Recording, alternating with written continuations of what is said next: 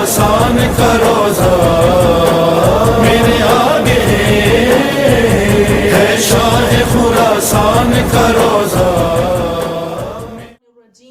بسم اللہ الرحمن الرحیم وبہ نستعین وہو خیر ناصر ومعین. روز مقدس 11 ذی القعدہ مدینہ منورہ کی پاک ترین سرزمین میں 8ویں نور ہدایت عالم آل محمد سراج اللہ علی ابن موسیٰ الرضا المرتضی علیہ آلاف التحیت والثناء کی ولادت ہوئی. آج کے اس پرمسرت پرسعادت موقع پر ہم سب کو دعا کرنی چاہیے کہ بار الہ اس عظیم ترین ہستی کے عظیم ترین مقام کے صدقے میں ہمارے امام کے ظہور میں تعجیل فرما. اللہم عجل لولیک الفرج، اللہم عجل لولیک الفرج، اللہم عجل لولیک الفرج. جناب حسن ابن ہانی مکتب اہل بیت کے ایک بہت بڑے شاعر ہیں، بہت عظیم مقام پایا ہے. ایک مرتبہ کچھ افراد ان کے خدمت میں حاضر ہوئے اور کہا کہ اے حسن ابن ہانی، آپ اتنے بڑے عظیم شاعر ہیں، مختلف موضوعات پر آپ نے شعر کہے ہیں، لیکن ہم نے نہیں دیکھا کہ آپ نے علی ابن موسیٰ الرضا کے لیے ان کے فضائل کو بیان کیا ہو، ان کے مناقب کو بیان کیا ہو، ان کے لیے کوئی شعر کہا ہو. اس کی وجہ کیا ہے؟ تو جناب حسن ابن ہانی فرماتے ہیں کہ خدا کی قسم قلت لا استطيع مدح الامام كان جبرائیل خادما لابیہ، کہ خدا کی قسم میری زبان میں اتنی طاقت ہی نہیں ہے کہ میں مناقب آل محمد، مناقب علی ابن موسیٰ الرضا کو بیان کر سکوں. میرے فکر میں اتنی وسعت ہی نہیں ہے کہ میں امام رضا علیہ السلام کے فضائل کو بیان کر سکوں. وہ امام جن کے جناب جبرائیل جیسے ملک مقرب الہی ان کے خادم ہیں، میں ان کے فضائل کو کس طرح بیان کر سکتا ہوں؟ اور بالکل ایسا ہی ہے ہم لوگوں کے لیے بھی، میرے لیے بھی، میں اپنے لیے کہوں گی کہ میرے لیے بھی بالکل یہی کیفیت ہے کہ میری زبان میں نہ تو اتنی وسعت ہے، نہ تو اتنی طاقت ہے کہ میں امام رضا علیہ السلام کے فضائل کو بیان کر سکوں. لہٰذا اہل بیت علیہ السلام سے جو روایت امام رضا علیہ السلام کے فضائل میں ملتی ہیں، انہیں روایات کو مختصراً بیان کرنا چاہوں گی. سورہ احزاب آیت نمبر 46 میں اللہ نے ارشاد فرمایا کہ بسم اللہ الرحمن الرحیم یا ایہا النبی انا ارسلناک شاہدا ومبشرا ونذیرا وداعیا الی اللہ باذنہ وسراجا منیرا. رسول خدا کو اللہ نے اس آیت میں مختلف القابات سے پکارا ہے. رسول مکرم کو مختلف القابات دیے اللہ تبارک و تعالی نے. کون سے لقب؟ فرمایا پہلے شاہدن، اے رسول آپ روز قیامت اعمال امت کی گواہی دیں گے، آپ گواہی دینے والے ہیں، آپ شاہد ہیں.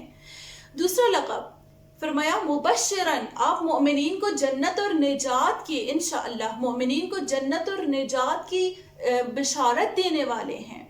تیسرا لقب فرمایا نذیرا، آپ ملحدین کو، منکرین کو، کافرین کو عذاب الہی، قہر الہی سے آگاہ کرنے والے ہیں، انذار کرنے والے ہیں. پھر فرمایا داعیا الی اللہ، اے نبی آپ اللہ کی جانب ہدایت کرنے والے ہیں، اللہ کی جانب لوگوں کو لے جانے والے ہیں، داعیا دعوت کرنے والے ہیں.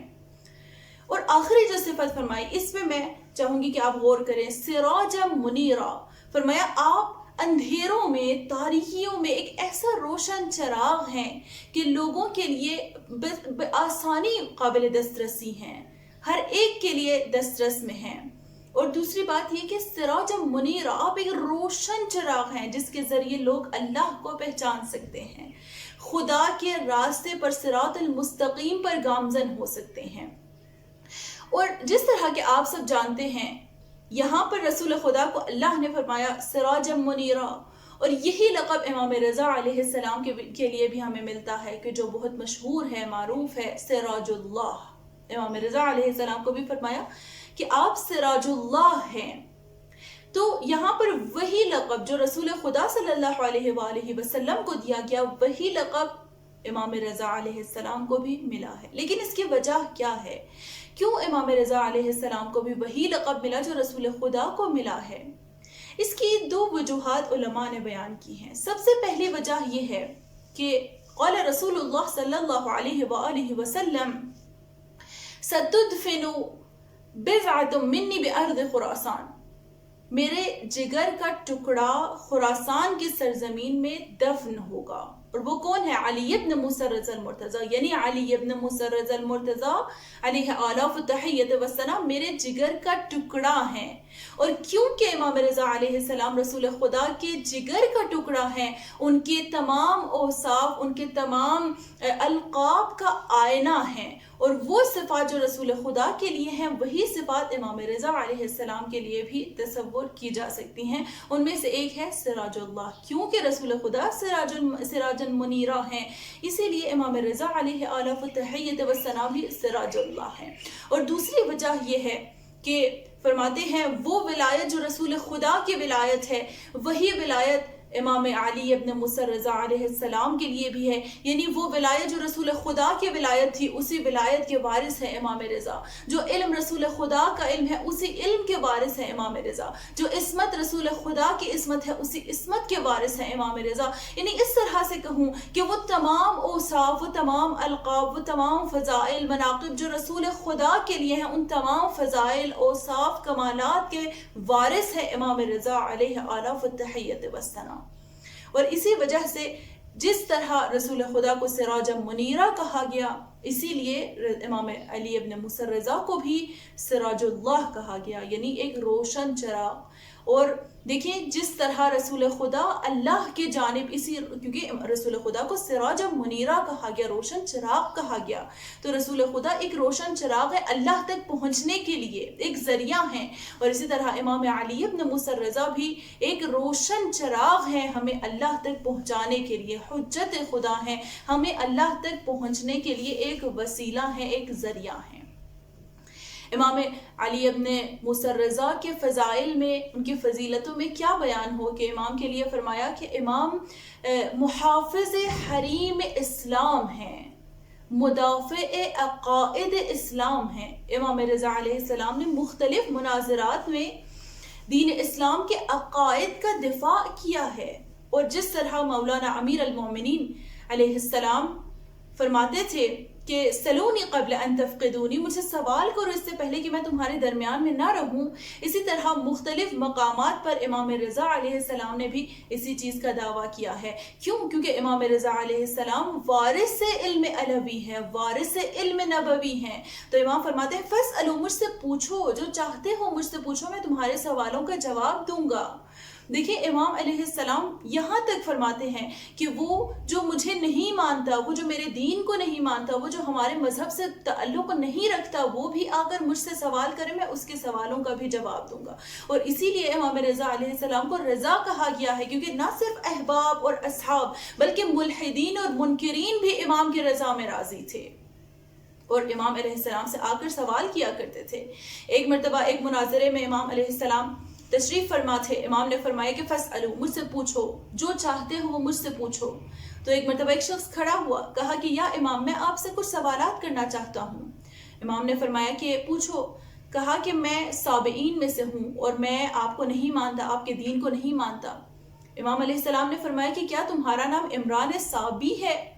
یہ شخص حیران ہوا کہ میری تو ملاقات ابھی تک امام سے نہیں ہوئی تھی، میں پہلی مرتبہ ہے جو امام کو دیکھ رہا ہوں، تو امام میرا نام کیسے جانتے ہیں؟ بہرحال اس نے کہا میں اپنے سوالات پوچھنا چاہتا ہوں. امام نے فرمایا پوچھو. اس نے سوال کیا کہ خالق اول کون ہے، وہ پہلی چیز جو ہستی میں خلق ہوئی وہ کیا چیز ہے. اور اسی طرح اللہ کی وحدانیت پر سوال کیے، اللہ کی خالقیت پر سوال کیے، اللہ کی توحید پر سوال کیے، اللہ کے اوصاف اور القاب کے پر، اللہ کے اوصاف اور اللہ کی ذات کے متعلق کچھ سوالات کیے. اور امام رضا علیہ السلام ان کے سوالوں کا مفصلاً جواب دیتے رہے، ان کے سوالوں کے تفصیلی طور پر ان کے سوالوں کا جواب دیا.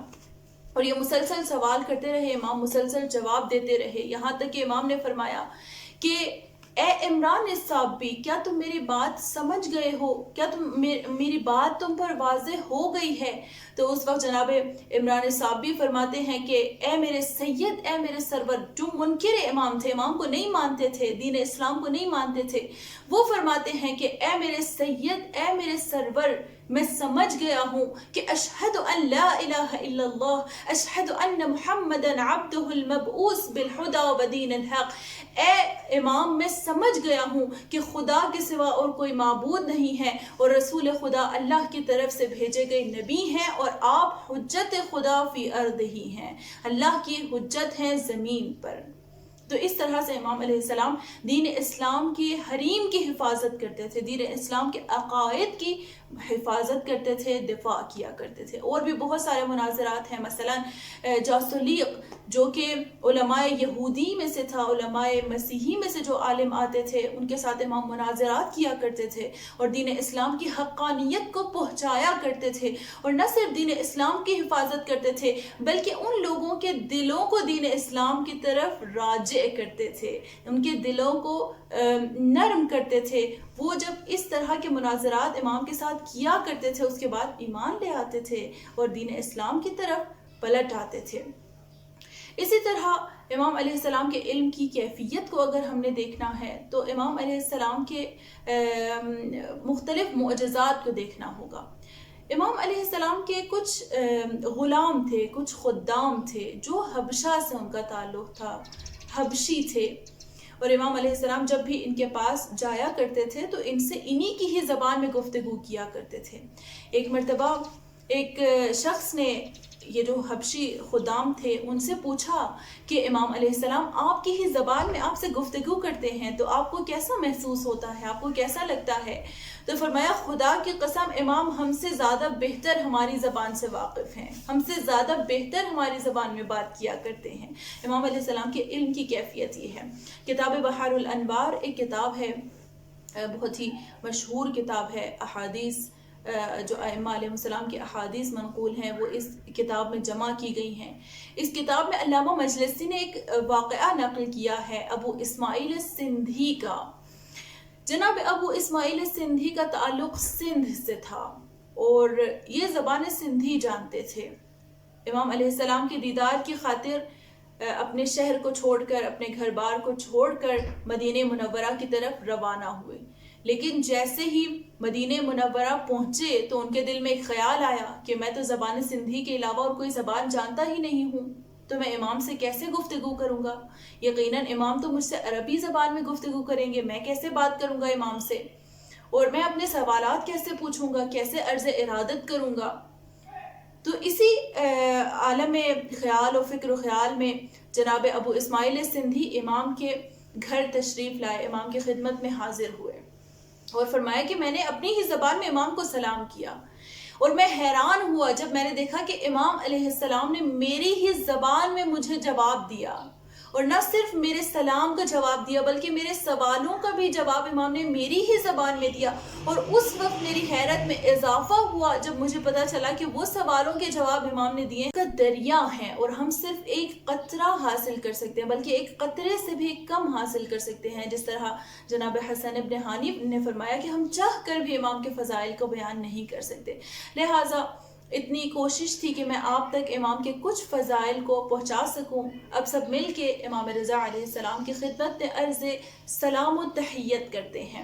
السلام علیک یا علی ابن موسیٰ الرضا المرتضی الامام التقی النقی وحجتك على من فوق الارض ومن تحت الثرى الصدیق الشہید صلاة كثيرة تامة زاكية متواصلة متواترة مترادفة كأفضل ما صليت على أحد من أوليائك اللهم صل على محمد وآل محمد وعجل فرجهم والسلام عليكم ورحمة الله وبركاته.